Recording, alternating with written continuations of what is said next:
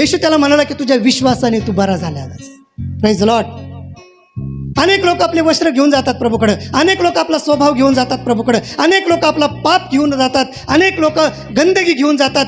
हे पण पाहिजे ते बी पाहिजे. प्रभूने धरलं तर ठीक आहे, नाहीतर आपलं पाठीमागच्या जीवनामध्ये आपण जीवन जगूच. त्या आंधळ्याने तसं नाही केलं. तो म्हटलं आज काय व्हायचं ते होऊन जाऊ दे.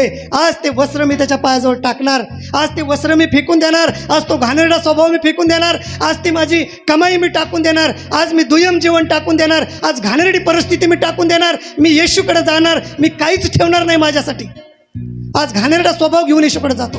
आज काही स्वभाव घेऊन आपण येशूकडे जातो, विचित्र स्वभाव घेऊन येशूकडे जातो, विचित्र सवयी आपण घेऊन येशूकडे जातो आणि म्हणतो की येशू मला बरं कर, येशू मला विजय दे, येशू मला दृष्टी प्राप्त होऊ दे, येशू मला दिसू दे आध्यात्मिक जीवनामध्ये, मला पाहू दे, मला पाहू दे. येशू तर आपल्याला उत्तर देत नाही.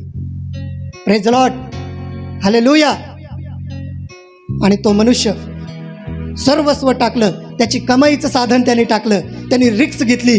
आज मला येशूच्या मागत जायचंय, मला परत हा धंदा नकोय, मला हे परत कमाईचं साधन नकोय, मला दुय्यम जीवन नकोय, मला येशू पाहिजे.